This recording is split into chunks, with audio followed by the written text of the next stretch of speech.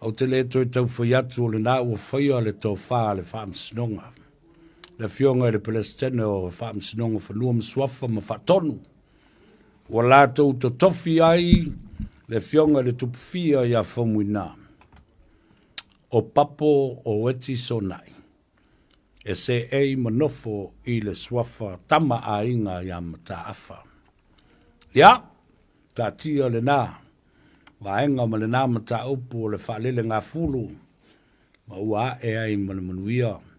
Tauta ia ele i tu o le whaamsinonga. Ua Tofia ai. Ia, tātou te leiloa la. Po ei ni tua o patatua po anisi tūlanga o le au o iai. Ia pe iai ni apili po ni tūlanga whapena. Ia o te tonu o leo mai o na mai le tō wha le whaamsinonga. Ia, tati ai le ina. Pule ia suri ma whioi. Ia, au lea fo i se tai au ma se taimi. Ia, e whapena. O na whae e ai le whafotupu ma le whafotu o li. Ia, wā le swafa tama a inga. O le swafa mataafa. Ia, e le mawhai o na nātia. Leanga o le fionga le tupufia o le whaumuina. O lana whianga inga o le muritalo. E whape nā fōi i le muritalo. O lana whianga inga le whaumuina. Tire ta uatua i a te uepe mafua i le ale mata upule na. Wa ngafa ma whaia ma so tanga. E a laia na tula i mele mena. Alu e su epe a whaie te le tau ma i a mātou vai. Si a mātou fōi. So tanga i le swafa. But congratulations lau a fionga le tupufia. Tele dei tau sanga. Sa vai le fungatia. I le vāo suri ma whioi. Ia ma pule whawai o swafa ma sotanga. Ia le la ua ta oto i panga. Ua malosi. Le ngase sa si iatu le mauta ngase. O whawhita uli o ngase o malo ai maise lava i ainga i a lātou mea sina. I whanua ma swafa ma sotanga. Ia lea la ua au to mai ai le unga o le whaamsinonga. O mai sia u tama i tala i le mata upu lea.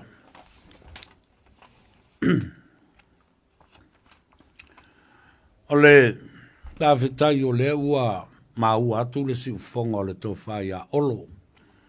A fōwhiti wa ai i le tai ao na le lai no whatala no ina e le sui o le radio Samoa i o pia. Le tōwha, le sunga e tumanu vau, auta ngā vaia tipi, auta ngā vaia po le whiunga fo i le alo li i angal malimana. Mo tā ue olo.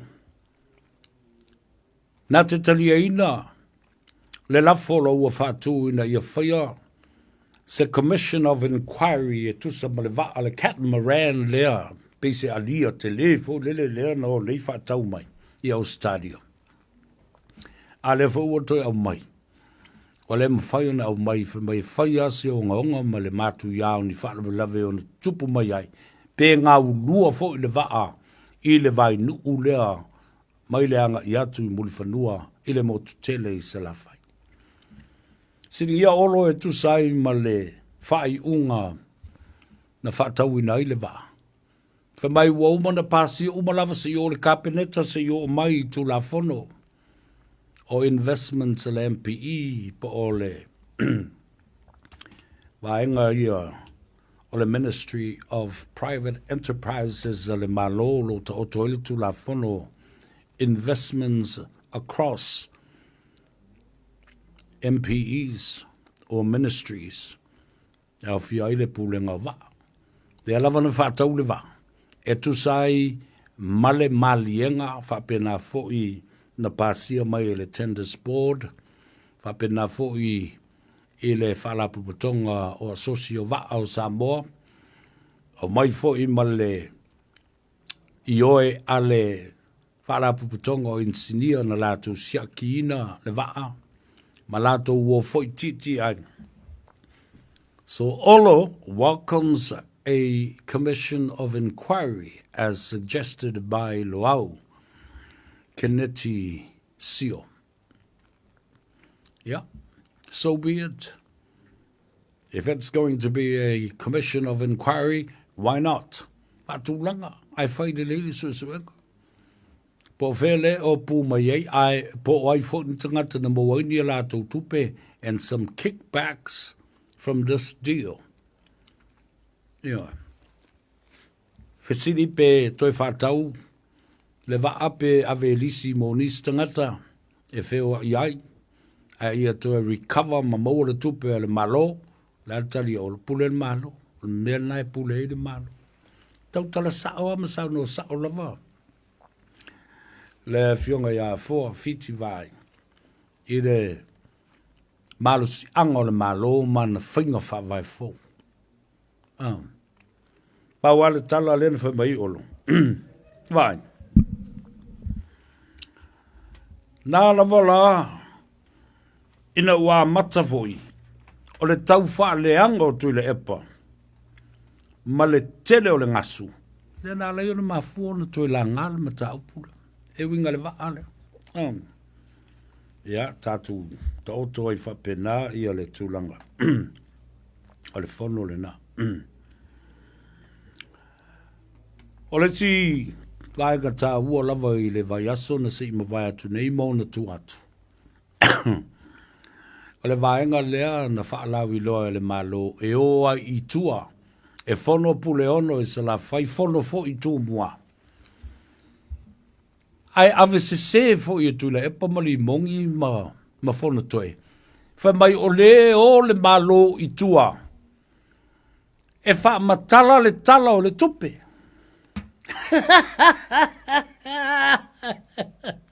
Yo, so say o tu va i le tau fa le anga ma le tau fa se ma le mi melo ina ale watu nei aka tumu pule ono i sala fai la le me no e fa la wilo ile o e fa la wilo se talo se tupe ma fa matala i o le talo le tupe yao la si la fia le la uli malana kapeneta ma le fainga malo ile ma fai ono atu e tala no ina le paketi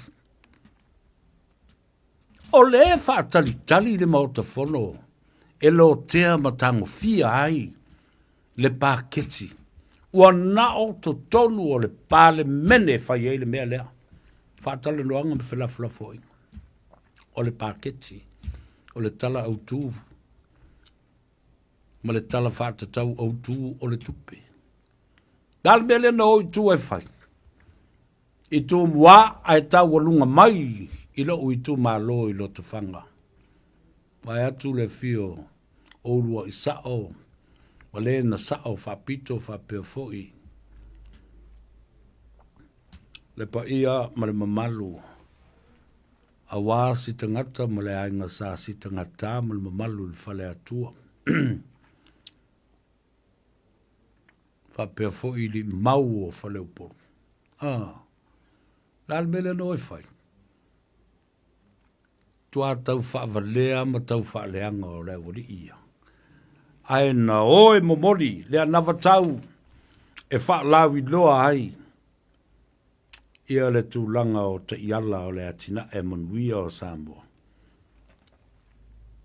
Nothing to do with the budget or explaining the budget because it is an issue pertaining to Parliament. Ala le melena fai. Ta iala o le manuia o le lumana i o Samoa i tua. Tau walunga mai i lo te whanga. Tau tō vai le tumu le tunu. Wale mele whai rauri ia. Matuale i luopo andi a lato meo le awhai. Walato le luopo andi ngā yo inga o le awhai. Na pawala leo le me whai. O lea, tau whaleanga. O le tau whaleanga. Ma le tau Kaufaasēsē. Ia, le nā. Dafte yatu, sa o wawa yatu, is yo anti. le fionga ia taimali e utu o le fonga le vai a wā sa tuala kiwi tamasese. Malana la unga ma le sau nuanga e wha leo ai ia le fina ngalo o le fionga i le tama ainga.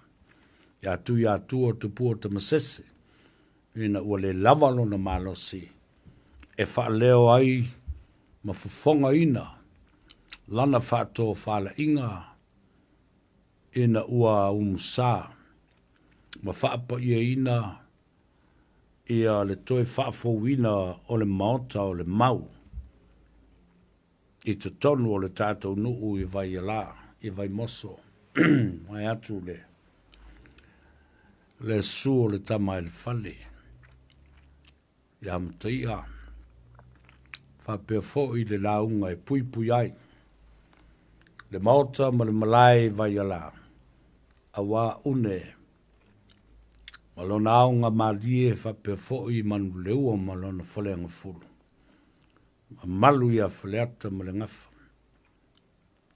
Whafta iatu. Tai malie kiwi tamasese. Ovo se avanoa ia whasoa fo i. Malau fionga i le fonga le vai a wāsa tuala. Ia, ono o mai lea o se tala e tawa lunga tuai i le fono le fai nei. Laka pisa moa. O le fai ngō fia i o le mata upu lea. A fai ua fina ngalo le malo e te tau o na liu ma sui le whawai. Sui. Sui mō le lei. E le te i o mai Australia ma mai le tupe o i le malo. Ai se ai le o to i ai se whātua tuanga. Ia te o tau le la kapisa mo. O ese. Ua mau le au o le tunu. Sui le whawai, o ai lea ua whātua ina e Australia. Ma leo mai o ave le tupe i o i le malo. So that somebody is accountable for that $50 million for 10 years. If they would have trusted Lakapi Samoa, no doubt they will come to you and give you the money. But of course, they had some concerns to be addressed. And that's why they went directly to the Prime Minister of Samoa, the head of the government of Samoa, to have somebody accountable for that $50 million. So why don't you change the Constitution? Remodel and amend the Constitution. Alale mea ua umi unu tō sāwha whai nāu, tō te whawhonga mai lava. O whetangi si atu le atunu e o lava i le malo ma le pāle mea. O ese, wa lava le nā, sui le whawai. Ioe, mai o te tali tonu, e talia ina ele IRB. Ni teu teunga ele whawai lea. The reason why you don't want to change and amend the Constitution for Lakapi Samoa is because you don't want to get out of that. You don't want to get out of it, too. Nana leo no whaiatu. Oh. Ana o tau walo lofa. Ya Samoa malana au Lakapi. Matamata alo, I alo matama whanau le tunu. Iri tu iai le umi. E tau whaavasenga ai le mea. Na ona whaatulanga sui le Constitution. Ma le whaavai. A ngā I mai le malo e whai le mea. La le mea tau te whitai. Whai le mea le manatu iai le malo. Wa lava lea o tau. Ioi. O whai pule le mauta whono ma le parliamentary. E le onge tangata. Tama whanau le tunu. Iau tau si sila la si tau walunga tuai. Te o tū lai le sui o whasale anga tonu. Whai mai na mula uru leota, sambi. O lea ua na ia wala aulia, se fono tele e whai atu I tono le atunu. E winga e le taalonga la kapi. Le ale tali ala auli. E sau fe au nala iona e talia ina.